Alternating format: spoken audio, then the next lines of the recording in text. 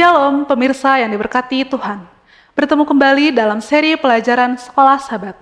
Sebelum kita memulai pelajaran Sekolah Sabat, mari kita bersatu dalam doa. Bapa kami yang bertelah di sorga, terima kasih atas kebaikan yang Kau berikan pada kami pada hari ini. Di sini kami akan memulai pelajaran Sekolah Sabat kami, berkati dari awal pertengahan hingga akhir. Terima kasih Bapa, dalam nama Tuhan Yesus kami sudah berdoa dan mengucap syukur. Amin. Pelajaran Sekolah Sabat Rabu, 9 April 2025 dengan judul Berurusan dengan Kematian. Mungkin aspek paling kejam dari hidup di dunia yang terpisah dari penciptanya adalah bagaimana kematian mengintai di latar belakang setiap kehidupan, siap menyerang kapan saja. Ini adalah upah dosa, hukuman yang kita bayarkan karena telah terputus dari satu-satunya sumber kehidupan di alam semesta, Sang Pencipta. Dengan demikian, itu memainkan peran utama dalam nubuatan Alkitab, baik realitas maupun yang lebih penting, solusinya. Yang hanya ditemukan dalam Yesus dan kematian serta kebangkitannya. Baik penyebutan pertama tentang kematian dalam Alkitab dan kemunculannya yang pertama memancarkan banyak terang pada tema utama di dalam nubuatan, membantu kita memahami beratnya masalah dosa, dan memberi kita sarana-sarana penting untuk memahami solusi Tuhan atas masalah tersebut. Bacalah Kejadian 2 ayat 15-17, Kejadian 4 ayat 8-15, 1 Korintus 15 ayat 15-19, dan Wahyu 1 ayat 18. Kejadian 2 ayat 15-17, Tuhan Allah mengambil manusia itu dan menempatkannya dalam Taman Eden untuk mengusahakan dan memelihara taman itu. Lalu Tuhan Allah memberi perintah ini kepada manusia. Semua pohon dalam taman ini boleh kamu makan buahnya dengan bebas. Tetapi pohon pengetahuan tentang yang baik dan yang jahat itu janganlah kau makan buahnya. Sebab pada hari engkau memakannya, pastilah engkau mati. Kejadian 4 ayat 8-15. Kata Kain kepada Habel, adiknya, marilah kita pergi ke padang. Ketika mereka ada di padang, tiba-tiba Kain memukul Habel adiknya itu, lalu membunuh dia. Firman Tuhan kepada Kain, di mana Habel adikmu itu? Jawabnya, aku tidak tahu. Apakah aku penjaga adikku? Firman-Nya, apakah yang telah kau perbuat ini? Darah adikmu itu berteriak kepadaku dari tanah. Maka sekarang terkutuklah engkau, terbuang jauh dari tanah yang mengangakkan mulutnya untuk menerima darah adikmu itu dari tanganmu.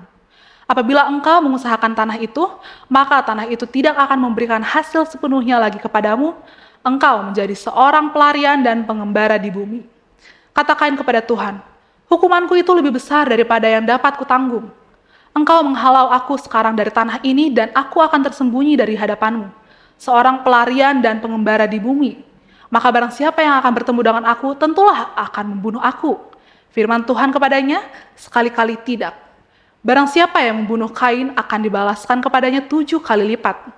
Kemudian Tuhan menaruh tanda pada Kain supaya ia jangan dibunuh oleh barang siapa pun yang bertemu dengan dia. 1 Korintus 15 ayat 15-19, lebih daripada itu kami ternyata berdusta terhadap Allah, karena tentang dia kami katakan bahwa ia telah membangkitkan Kristus. Padahal ia tidak membangkitkannya, kalau andai kata benar bahwa orang mati tidak dibangkitkan. Sebab jika benar orang mati tidak dibangkitkan, maka Kristus juga tidak dibangkitkan. Dan jika Kristus tidak dibangkitkan, maka sia-sialah kepercayaan kamu dan kamu masih hidup dalam dosamu. Demikianlah binasa juga orang-orang yang mati dalam Kristus. Jikalau kita hanya dalam hidup ini saja menaruh pengharapan pada Kristus, maka kita adalah orang-orang yang paling malang dari segala manusia. Wahyu 1 ayat 18, dan yang hidup, aku telah mati, namun lihatlah aku hidup sampai selama-lamanya dan aku memegang segala kunci maut dan kerajaan maut. Apakah yang bagian-bagian ini yang termasuk penyebutan pertama dan kejadian kematian ceritakan kepada kita tentang mengapa orang-orang mati, bagaimana Tuhan memandang kematian, dan apa solusinya untuk masalah kita? Sering kita mengatakan bahwa kematian hanyalah bagian dari kehidupan. Itu adalah suatu kebohongan. Kematian adalah lawan dari kehidupan, kehancuran hidup. Itu adalah penyusup asing yang tidak pernah dimaksudkan untuk menjadi bagian dari pengalaman kita di sini. Meskipun kita sudah terbiasa dengan kematian, hati kita tetap protes keras saat penghakimannya. Seolah-olah umat manusia masih secara kolektif menyadari bahwa ada sesuatu yang salah secara mendasar dengannya. Betapapun menyakitkannya kematian, Ada beberapa contoh kematian yang tampak lebih tragis daripada yang lain, seperti kematian seorang anak. Sebagian besar, kita berharap bahwa orang tua akan mendahului anak-anak mereka dalam kematian, dan kita telah menerimanya sebagai tatanan yang normal. Namun, kematian pertama yang dicatat dalam kitab suci bertentangan dengan norma yang diharapkan. Sebelum Adam dan Hawa mengalami kematian itu sendiri, mereka mengalami tragedi kematian ketika putra mereka yang benar dibunuh oleh saudaranya yang tidak benar. Itu adalah kematian yang sangat tidak adil. Pikirkan tentang Yesus, orang benar yang dibunuh oleh orang tidak benar seperti Habel. Kematian apa yang bisa lebih tidak adil daripada kematian Kristus?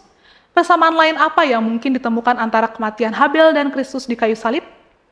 Bagaimana sifat kematian Habel dapat membantu kita memahami mengapa Yesus memiliki kunci Hades atau kuburan dan kematian, dan apa yang Tuhan tawarkan kepada kita di dalam Dia?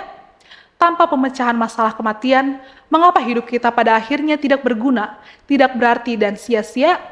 Apakah yang diajarkan fakta ini kepada kita tentang betapa bersyukurnya kita atas apa yang telah Yesus lakukan bagi kita? Tuhan memberkati. Mari sama-sama kita kembali bersatu dalam doa. Bapa kami yang berdalam di sorga, terima kasih atas kebaikan yang Kau berikan kepada kami. Di sini kami telah selesai mempelajari sekolah Sabat kami pada hari ini. Biarlah kami bisa mengerti pelajaran kami pada hari ini.